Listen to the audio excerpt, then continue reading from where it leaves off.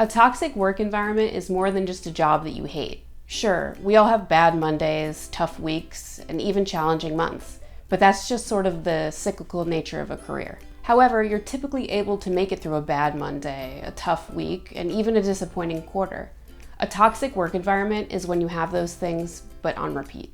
Toxic work environments breed unrest, competition, low morale, stress, sickness, and the list goes on. Even worse, toxic workplaces don't stay at work. Once you get home, they take over your conversations with your loved ones, they keep you from sleeping, and they cause stress and burnout. Toxic workplaces can cause serious disruptions across your entire life. Let's dive into the top signs that your workplace might actually be toxic. If any of these look familiar, it's time for your workplace to shape up, or for you to think about finding a healthier place to work. Toxic sign number 1. A toxic workplace may have bad communication. Insufficient, confusing, or scattered communication is the culprit of so many problems in the workplace. In fact, communication skills are the most important skills needed in any successful organization. Why? So much falls under the communication umbrella, including listening, both as a manager and as an employee, verbal communication, written communication, preferences on how to communicate, and the list goes on. So how do you tell if bad communication is leading to workplace toxicity? Here are a few examples of bad communication. A constant lack of clarity around projects, different employees receiving different messages, passive-aggressive communication, a failure to listen, constant off-hours communication. Communication is the root cause of bad organizations, or good organizations operating poorly. Bad communication often leads to confusion and a lack of purpose for employees. From here, problems arise and compound, often leading to the next items on our list. The takeaway? If your company has bad communication methods, hold on tight. You're likely in a toxic environment that's only going to get worse with time. Toxic sign number 2. A toxic workplace may have cliques, exclusion, and gossipy behavior. I want the workplace to feel like 8th grade all over again, said nobody ever.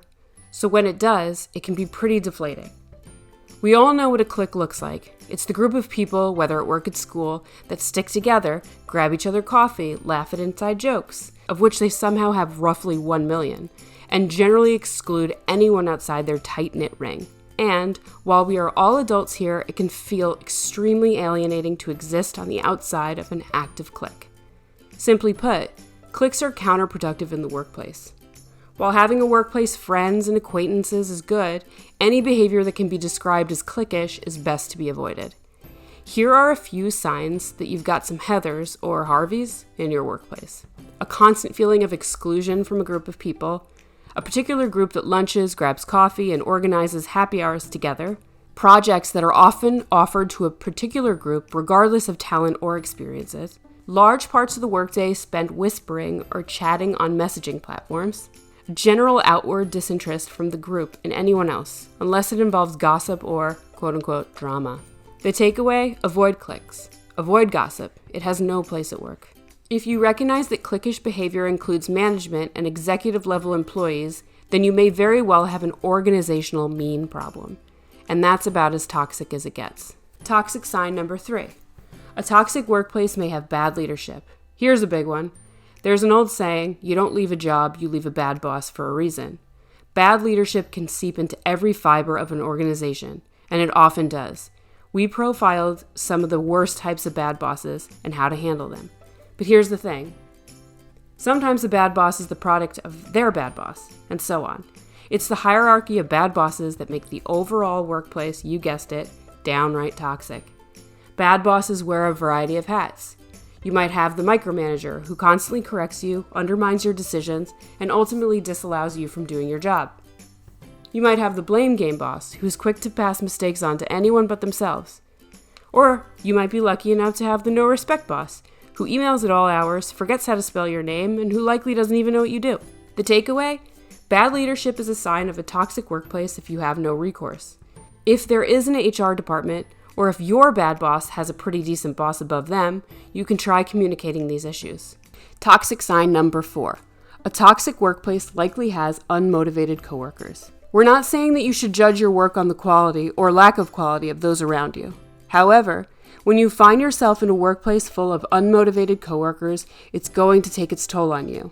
You might have two reactions to unmotivated coworkers. One, you're going to shoulder a ton of work that they aren't handling and find yourself burnt out. Two, their lack of motivation is going to bum you out and burn you out with a type of under-challenged burnout. Just like your coworkers can inspire you to work harder, be better, and incubate new ideas, they can wear you down. Unmotivated employees are usually a result of a much larger organizational problem. Perhaps it's bad communication from the top. It might be disorganization, disenfranchisement with leadership, or general distrust. Whatever it is, if everyone around you is unmotivated, you're in a toxic work environment. The takeaway?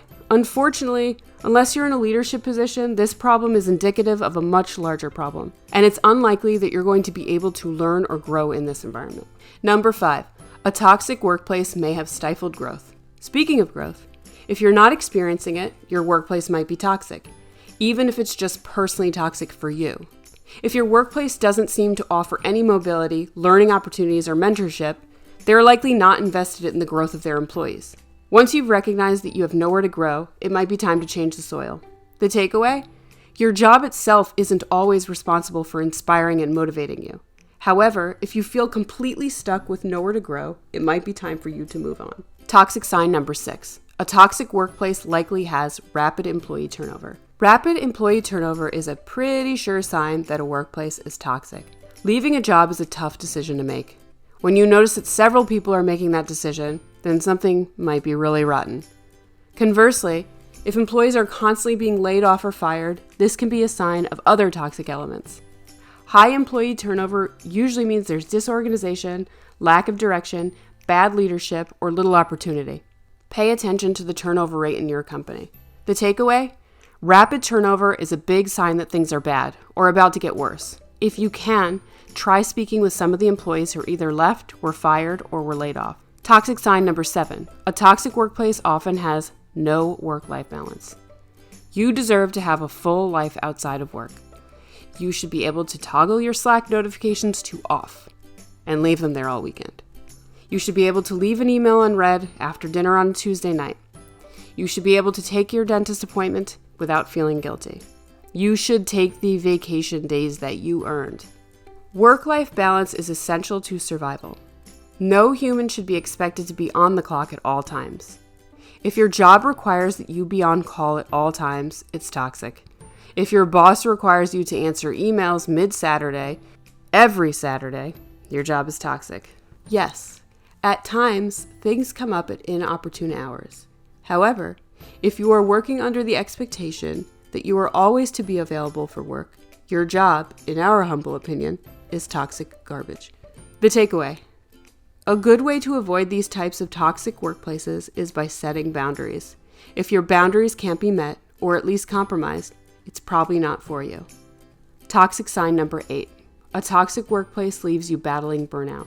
We've touched upon burnout a little bit in this article. Burnout is more than a buzzword you may have heard around the workplace. Workplace burnout is recognized by the World Health Organization as a legitimate and serious medical diagnosis. Burnout can be a surefire sign of a toxic work environment, or at least a work environment that doesn't work for you. Here are 3 types of burnout. Do any of these sound familiar to you? Frenetic burnout. Frenetic burnout is experienced by employees who put a ton of energy into their work in the hopes that the output will be rewarding. After a sustained period of dedicated work, the frenetic worker does not find positive outcomes. Under-challenged burnout. This type of burnout occurs when an employee feels under-challenged and bored at work. Being unable to find any satisfaction in a job, the under-challenged employees find themselves in a lowered mood. Worn-out burnout. The worn-out employee is someone who is resigned about their work after experiencing consistent work stress over a long period of time. Having experienced negligible rewards, the worn-out employee feels disillusioned and uninspired by the job at hand. The takeaway? If you're experiencing any of these types of workplace burnout, seriously consider fleeing your toxic workplace. 9. A toxic workplace has little or no forward movement. Sometimes toxic work environments grow some sort of seedling. Whether the seed is a bad manager, a damaging fiscal year, or an organizational-wide failure to uphold the company's mission, this is where things start to go south. If you find that you once described your job as so great, and that now you can't muster a good word, you're probably experiencing a brand new toxicity, one where you will no longer move forward. If your movement stalls or halts to a complete stop, it's usually the symptom of a much larger problem. The takeaway: if there's no forward movement in your career, especially in one where you previously experienced growth, it's a sign that things are toxifying. It may be time to head on out. Toxic workplace sign number 10. A toxic workplace triggers a gut feeling. Just like when you eat spoiled food or too much candy, your gut is your best warning sign. If your gut is telling you that your workplace is bad, it's probably bad. Signs of a toxic work from home.